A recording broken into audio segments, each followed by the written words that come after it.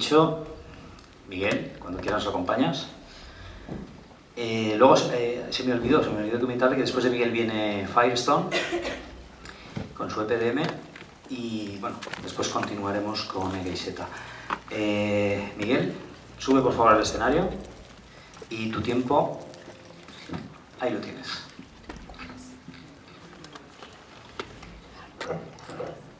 ¿Puedes poner el vídeo?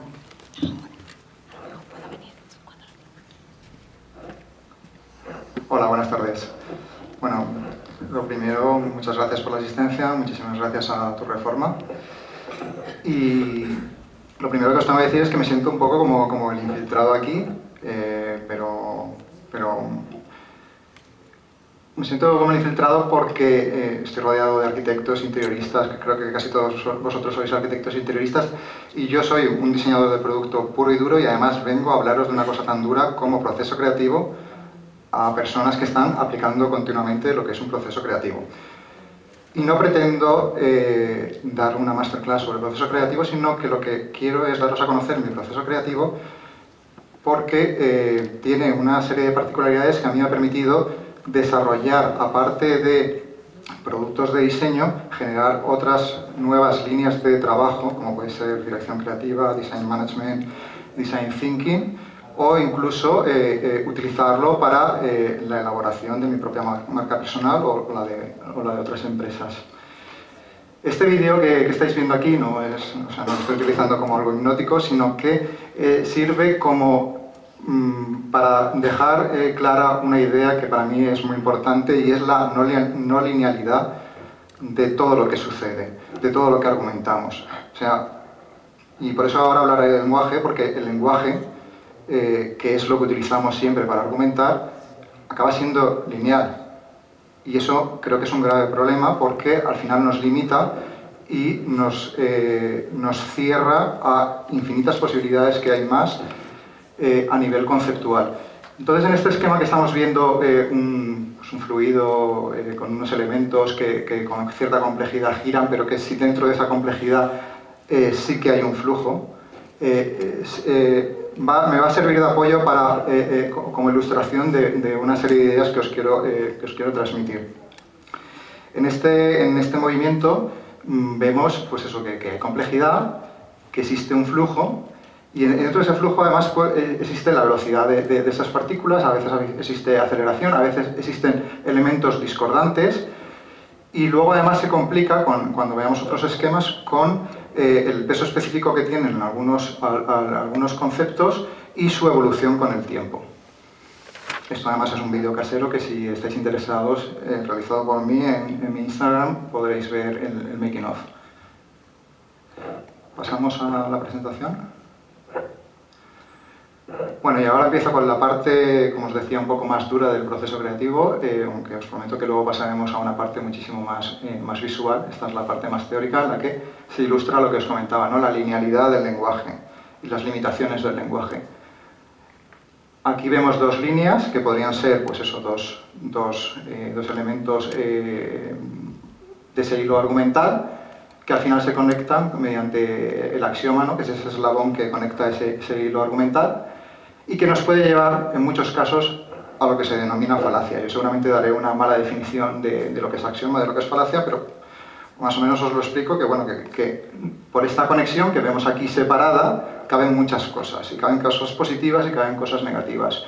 Es decir, cuando estamos haciendo estas conexiones, pues ese eslabón puede ser ficticio, y al final, con muchos eslabones y uniendo muchas argumentaciones, de un punto A a un punto B, llegamos a esa falacia en la que estamos, de una forma más o menos encubierta, enganchando un axioma más o menos creíble con otro, llegando a una falsedad, ¿no? Esto se puede utilizar muchas veces de una forma no tan honesta, ¿no? Como ocurre, pues eso, todos sabemos que en la política muchas veces se parte de un punto A a un punto B, se argumentan determinadas cosas, se llega a ese punto B, pero en el camino hay muchas cosas que no son ciertas. Pero ese agujero que vemos ahí también da cabida a muchas cosas interesantes que se utilizan mucho en publicidad y que tienen que ver mucho con las emociones, ¿no? Para mí ese es el agujero de todo el abanico emocional, las argumentaciones. Y ese agujero se puede llegar a él gracias a estar trabajando no en la linealidad, sino en la complejidad que estábamos viendo antes. ¿Podemos poner el siguiente vídeo, por favor? Esto es. Bueno, esto es el home de mi recién estrenada web, en la que hago la pregunta de qué es diseño, y para contestar a ello, pues contesto simplemente con un sustantivo. No es ni siquiera un adjetivo, es una incorrección, seguramente gramatical, lo que estoy empleando, pero acompañada de estas imágenes tiene un sentido emocional y tiene mucho que ver con mi trabajo, con mi forma de pensar, con todo lo que he desarrollado en el diseño, de lo que creo en el diseño. Y os cuento todo esto porque os explicaba antes que el lenguaje es limitador y yo intento evitarlo en mis argumentos a la hora de desarrollar un nuevo proyecto. Lo que sí que es cierto es que al final todo proyecto, toda obra, toda empresa acaba con una comunicación y esa comunicación inevitablemente es un conjunto de imágenes y de palabras. Entonces creo que mi planteamiento siempre es moverme al terreno emocional, moverme a ese terreno complejo y conceptual para acabar llegando a un proyecto final que se materializa también con la utilización del lenguaje, pero metiendo por ese túnel todo un conjunto de emociones, porque bueno, como os explicaré más adelante, la emoción, el alma, es lo más importante en cualquier proyecto. Por eso cuando concluyo al final, no sé si estamos casi llegando, creo que digo que diseño es alma, concluyo también luego está en inglés porque también aquí el inglés me permite un juego de palabras, ¿no? O sea, cuando hablo de dream y luego, o sea, tu dream y luego cuál es tu sueño, ¿no? Entonces al final ese juego de palabras también me permite un gancho emocional para terminar este vídeo. Aquí estamos con lo de diseño es alma, repito que alma lo repetiré varias veces porque para mí es importante. Aquí jugar con tu dream y al final preguntar cuál es tu sueño. Si quieres podemos ahora avanzar.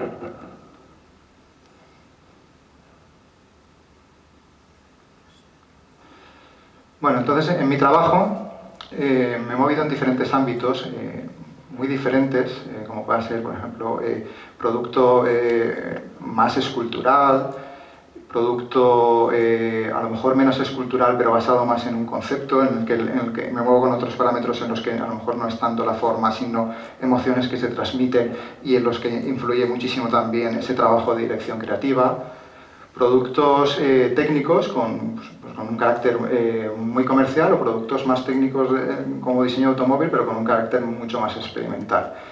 Lo que es cierto es que incluso hasta los productos experimentales y los productos a lo mejor más esculturales, lo que siempre me planteo es un enfoque comercial, es decir, me planteo el diseño siempre como una herramienta para conseguir unos objetivos comerciales. Esos objetivos comerciales pueden ser muy diferentes. Muchas veces cuando se habla de objetivo comercial se está pensando solo en ventas y ventas inmediatas. No, hay veces que los objetivos comerciales forman parte de una estrategia a corto, a medio o a largo plazo y trabajando en los pasos intermedios para la evolución de un determinado proyecto corporativo a veces.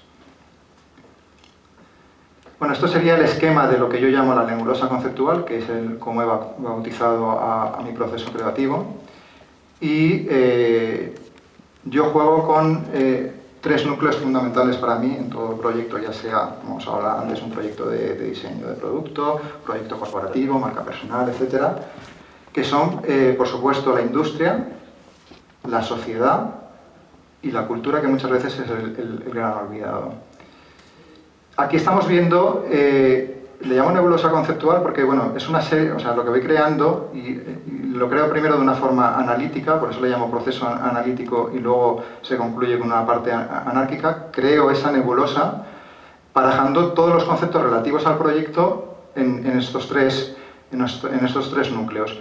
Y este esquema lo que ilustra es lo que os comentaba antes de la complejidad de las cosas, ¿no? Porque todos los conceptos no tienen el mismo peso específico, todos los conceptos no tienen la misma aceleración, no se desarrollan igual con el tiempo. Y muchas veces estos conceptos son resultado y las conclusiones que obtienes de estos conceptos de las superposiciones que hay de unos con otros y de las relaciones que tienen unos con otros.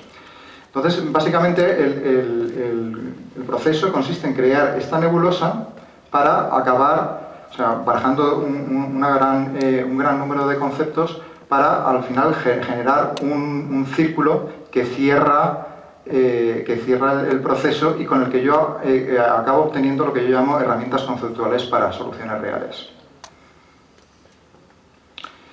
Así, para desarrollar esta parte que como os digo, que inicialmente es analítica, cuando digo analítica no estoy hablando de un proceso de estudio de mercado en el que se empieza a analizar un montón de productos que hay en la calle, no. Estoy hablando de recopilar conceptos relativos a cada uno de estos tres núcleos, pero son conceptos mucho más emocionales que simplemente hacer un estudio de mercado. Muchas veces tiene que ver, cuando estamos hablando de los conceptos que tienen que ver con la industria, por ejemplo, de hablar con mi cliente, ¿no? Y conocer perfectamente, o sea, no su empresa y la historia de su empresa y el potencial que tiene su empresa y lo que puede desarrollar, sino conocer a la persona que hay detrás y conocer qué le inspira a esa persona su proyecto empresarial y dónde quiere llegar con él, desde dónde ha partido, dónde quiere llegar. Entonces, y esa información, esas conversaciones, a mí me dan muchísima más información a veces que todo un briefing que me ha dado perfectamente redactado sobre el proyecto. Entonces, cuando estoy haciendo este proceso analítico, en lo relativo a la cultura, pues básicamente es todo ese mar, y ese mar en movimiento, como veíamos antes, de las inquietudes culturales que hay en la calle, pero son las inquietudes culturales de la sociedad, lógicamente también las de la empresa, o sea, la filosofía de la empresa, lo que comentaba antes de dónde quiere llegar esa empresa, no solamente lo que hablaba antes a nivel personal de ese empresario, sino esa empresa tiene un ADN, habla sobre ello y lógicamente ese ADN evolucionará y crecerá. Y también las del creativo, y las del creativo, en este caso sois vosotros, soy yo cuando trabajo, son súper importantes, es decir, aunque estemos trabajando en un proyecto que pensamos que es ajeno a nosotros, al final nunca es ajeno a nosotros porque en ese proyecto nuestra obra va a tener presencia nuestra y eso hay que utilizarlo, hay que indagar en lo más profundo de nosotros y en relación a nuestra carrera profesional, en relación al proyecto en el que estamos trabajando y en relación a lo que queremos aportar también a la sociedad.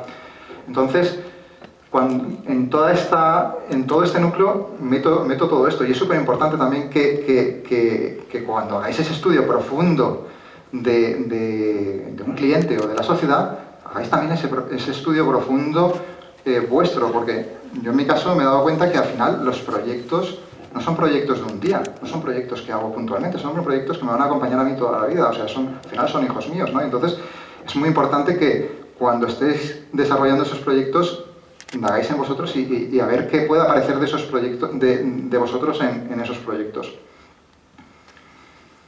La industria, como os decía antes, pues bueno, todo esto tiene relación con todas las capacidades, posibilidades, limitaciones y aspiraciones, tanto del proyecto en el que estamos trabajando como de la empresa. Y si bien son muy importantes las capacidades, a las que creo que siempre hay que sacarle punta, y las posibilidades de futuro, y hablo siempre con evolución con el tiempo, no solamente presente, sino el corto, medio y largo plazo, son muy importantes las limitaciones. Las limitaciones no hay que perderlas nunca de vista. O sea, para mí hay veces que de una limitación surge muchas veces ideas más interesantes que cuando tienes todo el abanico de posibilidades donde escoger, ¿no? Entonces, las limitaciones yo creo que hay que cogerlas siempre como una fuente de inspiración, ¿no? Aferrarse a ellas y trabajarlas. La sociedad, como os decía antes, para mí sociedad no es equivalente a mercado. O sea, yo me gusta hablar siempre de sociedad como un elemento más próximo a humanidad. O sea, muchas veces todos, diseñadores, empresas, cuando estamos hablando de ese enfoque comercial, muchas veces nos planteamos de mercado, potenciales clientes. A mí me gusta más hablar de sociedad, de conexión, o sea, que realmente un producto sea comercial para mí es que conecta con la sociedad. Todos sabemos que hay determinadas empresas que aparte de generar identidad de marca, que creo que ya es un concepto obsoleto, lo que están generando es comunidad. O sea, por ejemplo, Apple, todo el mundo sabe que el que el que es fan de Apple es fan de Apple, o sea, todos sabemos también que cuando salió, por ejemplo, el primer iPod, a nivel de prestaciones, comparado con muchos reproductores que había en ese momento, pues a lo mejor no era el que mejores especificaciones tenía, pero es otra filosofía de vida y al final eso genera comunidad. Entonces, para mí el concepto de... esto he vuelto para atrás, ¿no? Yo mismo. El concepto de sociedad, como os decía, es un concepto más próximo a humanidad y el efecto comercial, en consecuencia, es un concepto de conexión con la sociedad. Y para eso, para conectar con la sociedad, lo que es muy importante es saber qué inquietudes hay en la sociedad. Y para eso también hay que tener conocimiento de cuáles son las inquietudes culturales. Y como decía antes, las inquietudes culturales están en relación a todo lo que era la sociedad, pero como decía antes, al creativo, a la industria, o sea, que al final todo está relacionado y creo que siempre es limitador el centrarse siempre en todos estos aspectos que estoy nombrando en solo uno de los puntos. Y luego las aspiraciones y deseos, por supuesto, porque cuando estamos desarrollando un producto, estamos desarrollando un producto para futuro, no para presente ni para pasado. Entonces es muy importante pensar a lo que se aspira para futuro. Como os decía antes, el proceso es analítico-anárquico y ya os he explicado un poco que para mí eso de analítico no tiene nada que ver con un proceso totalmente esquemático de estar observando un montón de documentación, sino que tiene más que ver con sumergirse con todos los parámetros que he nombrado antes, estar en conexión con ellos y sobre todo mucha conversación con todos los protagonistas de todo este proyecto, ya sean clientes, ya sean empresas, ya sean comerciales, ya sean distribuidores. O sea, yo cuando estoy diseñando dedico muchísimo tiempo a hablar y hablar por teléfono con mi cliente, con distribuidores, con los operarios de las empresas para ver qué problemática puede haber para desarrollar Es súper importante porque... Y además tienen que ser conversaciones, y conversaciones próximas, y conversaciones en las que te dan detalles y te acaban hablando de cosas muy interiores a veces y que son muy útiles. Los comerciales mismos muchas veces, o sea, en un estudio de mercado, pues a lo mejor no te dan toda la información, pero hablando con ellos y relacionándote en una relación que al final acaba siendo de amistad, recibes muchísima información interesante para el proyecto.